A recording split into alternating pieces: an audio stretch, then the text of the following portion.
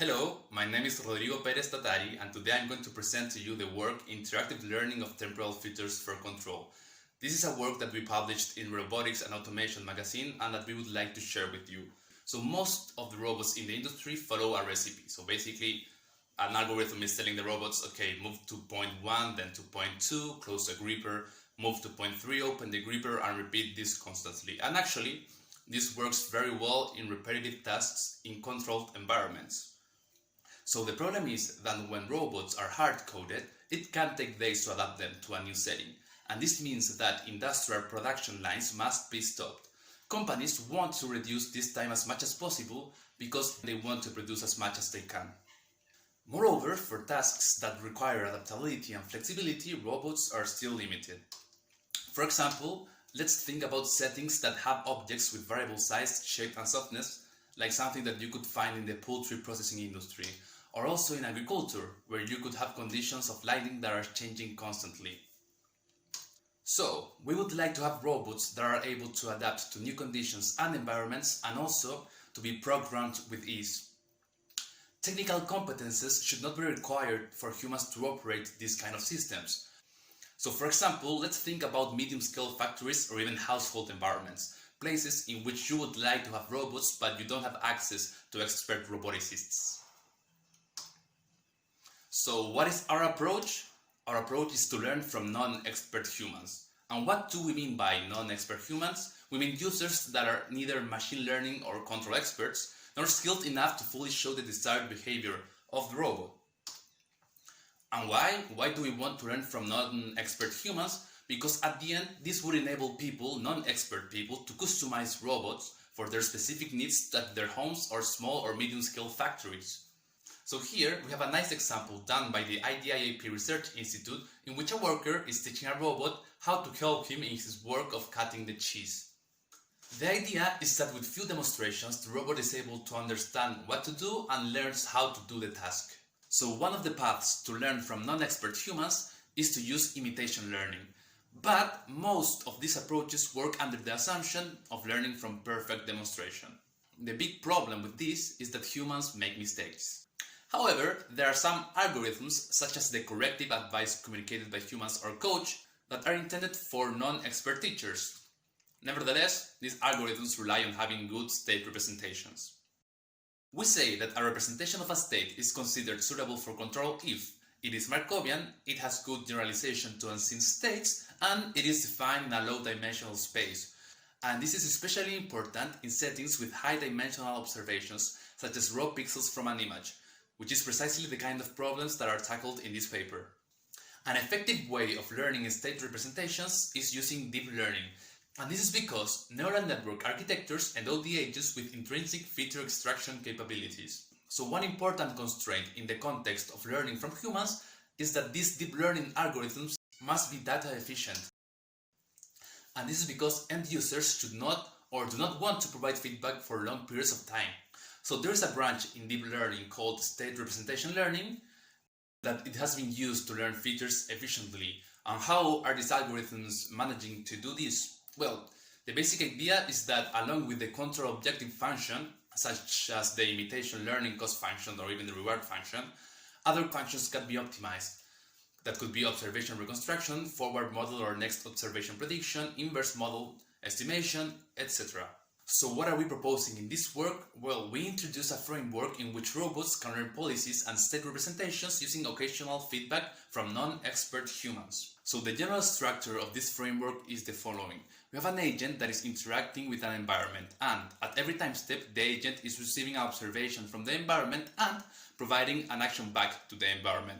But during all this time there is a human teacher that is observing the behavior of the agent, and depending on the actions that the agent is taking is going to provide a feedback. But this feedback is only occasional in cases that the agent is not making correct decisions. That is why we call this kind of algorithm interactive imitation learning. And also, in this framework, the agent is also using the human feedback to learn a model of the world. The world model is important because it helps us to deal with non-Markovian environments. So, in most of the problems faced in robotics, the state, which fully describes the situation of the environment at time step t, is not fully accessible from the robot's observation. And this is because the observations may lack temporal information required to completely describe the state. So let's take as an example the card pull problem, in which we want to maintain the pole of the card pulled in the upright position. In the two situations shown in the picture, we can observe that at time step 2, the image of the card pull looks the same, but actually its state is not because the velocities are different. But we cannot understand that only from the image at time step 2. Nonetheless, interactive imitation learning can take advantage of state representation learning to learn temporal futures efficiently. First, because experience collected at every time step is being used, even if the human didn't provide feedback at these time steps, and this boosts the process of finding a compact Markovian embedding. And how are we doing this? Well, we have a neural network structure that has two different parts. First, we have the transition model that is learning to predict the next observation based on the current observation, the current action, and also in past observation and actions. But how is the model using past observations and actions? The model is embedding this information in the hidden state of an LSTM layer inside the transition model. Here we use the concepts word model and transition model interchangeably. And then we are using some interactive imitation learning algorithm to shape the behavior of the policy. It is important to mention that both the learning of the transition model and the policy is done online only by the exploration done by the agent and the feedback provided by the human. So no database is required a priori to train the transition model. To shape the behavior of the policy, we used two types of imitation learning algorithms. First, we have Deep Coach, which is the deep learning version of the coach algorithm mentioned before, which is based on corrective demonstrations. And also, we use Dagger and HGDagger, which are algorithms that use absolute demonstrations. Here, it was necessary to use the algorithm HGDagger because it works using occasional feedback. In the case of the Dagger algorithm, the human needs to provide feedback at every time step, which may not be feasible in some cases. For this work, we did experiments in 4 different settings: the occurred car racing, the mountain car, the swing-up pendulum, and the 3 degrees of freedom arm. Given the time constraints, we are only going to talk about 2. First, the swing-up pendulum. In this case, we have an underactuated pendulum that we want to swing up and then balance in the upright position. In this plot, we show some results using human teachers. We can observe 4 different curves. First, the performance of a random policy, then the performance of a human trying to teleoperate the pendulum, and then the performance of an agent that learned to solve this problem using Deep Coach or HGDagger. We can observe that both Deep Coach and HGDagger performed better than a human teleoperating the system, which means that even though humans are not able to teleoperate the system, they can teach a policy to control it. We can also observe that Deep Coach did better than HGDagger, and this is because in most of the cases in which humans tried to teach a policy to solve this problem using Deep Coach, they succeeded, but in the case of HGDagger, they were only successful half of the times. Here, we can see the performance of 8 policies trained with Deep Coach and 8 policies trained using HGDagger, and we can observe that in the case of Deep Coach, all of these pendulums are able to swing up, but in the case of HGDagger, only half of them are able to swing up. We also did experiments with a real inverted pendulum using as observations the images captured by an RGB camera, and we can observe that it was also possible to solve this problem in this case. And the other experiment that we would like to talk about is a 3 degrees of freedom arm that needs to select oranges going through a conveyor belt, but the camera is only observing the yellow area showed in the image. So the arm needs to remember where the oranges are going to in order to select them properly. And also, in order to make this problem more challenging, we added a second part, which is a peer rejection. So we were adding random peers that the arm had to reject by moving upwards.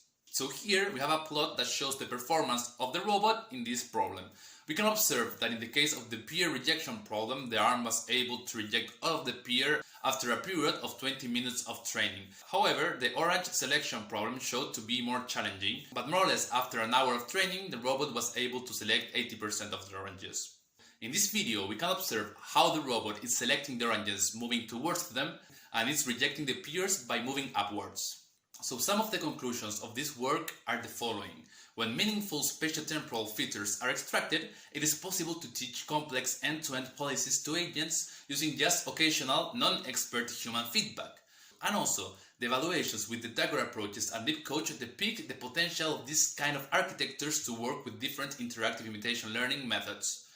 Finally, the comparative results between HD Dagger and Deep Coach with non-expert teachers showed that with the former, the policy remains biased with mistaken samples, even if the teacher makes sure not to provide more wrong corrections. Thank you for your time, and if you are interested in this project, you can find the code of it, a video of it, and also the preprint of this paper online.